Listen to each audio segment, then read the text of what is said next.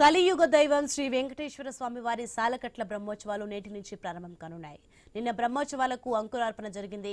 October 2 వరకు అత్యంత వైభవంగా సాగనున్న ఉత్సవాల కోసం టీటీడీ భారీ ఏర్పాట్లు చేసింది.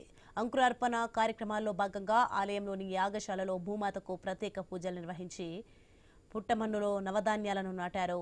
వైకానస ఆగమోక్తంగా అంకురార్పణ ఘట్టం నిర్వహించారు. వైకానస ఆగమనంలో అంకురార్పణ ఘట్టానికి విశేష ప్రాధాన్యం ఉంది. విత్తనాలు మొలకెత్తడాన్ని అంకురార్పణ అంటారు. ఉత్సవాలు విజయవంతం కావాలని సంకల్పించడంతో పాటు స్వామివారి ఆశీస్సులు పొందడమే ఈ ఘట్టం ఉద్దేశం.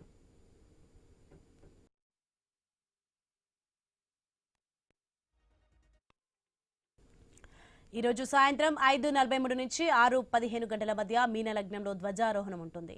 రాత్రి 9 గంటల పెద్ద శేష వాహనంపై స్వామివారు కటాక్షిస్తారు. శ్రీవారి సాలకట్టల్ బ్రహ్మోత్సవాల్లో భాగంగా గరుడ సేవ అత్యంత వైభవంగా చేస్తారు. ప్రభుత్వం తరపున సీఎం చంద్రబాబు పట్టు వస్త్రాలు సమర్పించనున్నారు.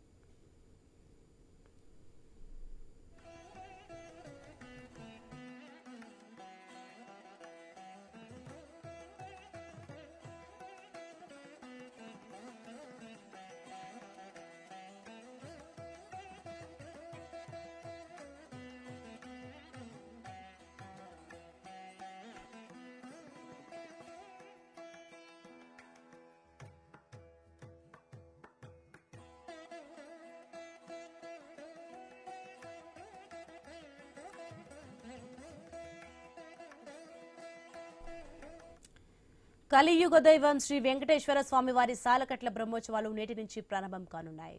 నిన్న బ్రహ్మోత్సవాలకు అంకురార్పణ జరిగింది.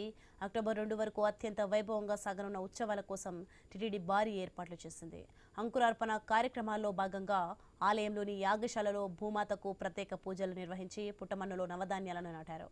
రైట్, ఇదే అంశానికి సంబంధించి మరింత సమాచారం మా ప్రతినిధి వర్మ అందిస్తారు. ఎస్ వర్మ, కలియుగ దైవం శ్రీ వెంకటేశ్వర స్వామి వారి సాలకట్ల బ్రహ్మోత్సవాలు నేటి నుంచి ప్రారంభం కానున్నాయి. ఏర్పాట్లు ఎలా ఉన్నాయి, ఏంటి? ఈ రోజు నుంచి కూడా అక్టోబర్ 2వ తేదీ వరకు 9 రోజుల పాటు శ్రీవారి వార్షిక బ్రహ్మోత్సవాలు ఘనంగా జరగనున్నాయి. దీనికి సంబంధించి టీటీడీ ఇప్పటికే ఏర్పాట్లన్నీ పూర్తి చేసింది. ఇక బ్రహ్మోత్సవాల్లో ఆనవాయితీ ప్రకారం ఈ రోజు ముఖ్యమంత్రి చంద్రబాబు స్వామివారికి పట్టు వస్త్రాలు సమర్పించనున్నారు. ఈ రోజు సాయంత్రం ఆయన దాదాపు 6:30 గంటల ప్రాంతంలో ప్రత్యేక హెలికాప్టర్లో విజయవాడ నుంచి తిరుపతిలోని తాజ్ హోటల్ ఏర్పాటు చేసిన హెలిప్యాడ్ కి చేరుకుంటారు. అనంతరం ఆయన నేరుగా రోడ్డు మార్గంలో తిరుమలకు బయలుదేరి వెళ్లి అక్కడ పద్మావతి అతిథి గృహానికి చేరుకుంటారు.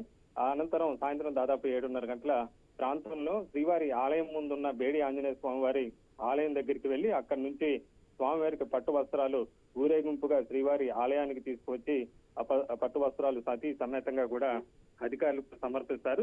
ఇక ముఖ్యమంత్రి రాక సందర్భంగా కట్టుదిట్టమైన భద్రతా ఏర్పాట్లు చేశారు.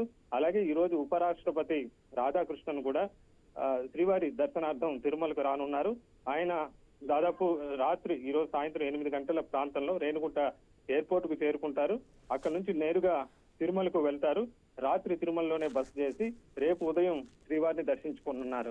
ఉపరాష్ట్రపతి, ముఖ్యమంత్రి లాంటి ప్రముఖుల పర్యటనల నేపథ్యంలో అటు తిరుపతి, తిరుమలలో కూడా అధికారులు కట్టుదిట్టమైన భద్రతా ఏర్పాట్లు చేస్తున్నారు.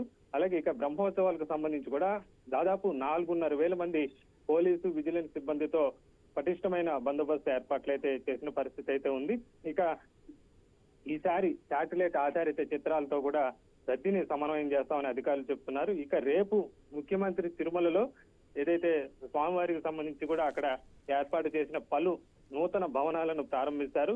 రేపు ఉదయం 10 గంటల ప్రాంతంలో వైకుంఠం కంపార్ట్మెంట్ లో 25 కంపార్ట్మెంట్ ఏర్పాటు చేసిన ఏఐ సంబంధించి సెంట్రల్ మానిటరింగ్ వ్యవస్థను ఆయన వైకుంఠం 25 కంపార్ట్మెంట్ ఏర్పాటు చేసిన దీన్ని ప్రారంభిస్తారు. పూర్తిగా దాతల సహకారంతో 25 కోట్ల వ్యయంతో దీన్ని ఏర్పాటు చేసినట్టుగా కూడా చెప్తున్నారు. దీని ద్వారా అటు తిరుపతి, ఇటు తిరుమలలో రద్దీ నియంత్రణకి, అలాగే ఏఐ ఆధారిత వ్యవస్థ ద్వారా అటు ఎక్కడెక్కడ ఎంత మేర రద్దీ ఉంది ఇవన్నీ కూడా అవగాహన కల్పించుకునే దానికి అవకాశం ఉంటుంది. అలాగే ఇండివిజువల్ గా భక్తులకు కూడా సంబంధించి ఎన్ని గంటలకు వాళ్ళు కంపార్ట్మెంట్లకు చేరుకుంటారు, తర్వాత ఎన్ని గంటలకు దర్శనం అవుతుంది, ఇలాంటి ఏఐ ఆధారిత వ్యవస్థ ద్వారా దేశంలోనే తొలిసారిగా దీన్ని రూపొందించినట్టుగా కూడా టీటీడీ అధికారులు చెప్తున్నారు.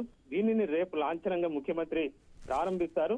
అనంతరం అక్కడే PAC 5 నూతన భక్తుల వసతి సముదాయాన్ని కూడా ముఖ్యమంత్రి రేపు ప్రారంభించనున్నారు. అలాగే రేపు లడ్డూ కౌంటర్ లో నూతనంగా దాదాపు 9 కోట్లతో ఏర్పాటు చేసిన ఏదైతే లడ్డూలో సంబంధించి ఏదైనా ఇతర పదార్థాలు చేరితే వాటిని ఫిల్టర్ చేసే విధంగా ఉండే ఆ ఆధునిక సాంకేతిక మిషన్ ను కూడా రేపు ముఖ్యమంత్రి ప్రారంభిస్తారు. దీంతో గతంలో ఇప్పుడు దాకా లడ్డూకు సంబంధించి ఏదైతే ఇతర పదార్థాలు అందులో చేరుతున్నాయని భక్తుల నుంచి తరచూ ఆరోపణలు వస్తున్నాయో అవి ఏమి లేకుండా పూర్తిగా స్వచ్ఛమైన లడ్డూను భక్తులకు అందించే విధంగా కూడా ఏర్పాటు చేసినట్టుగా అధికారులు చెప్తున్నారు. Right, thanks.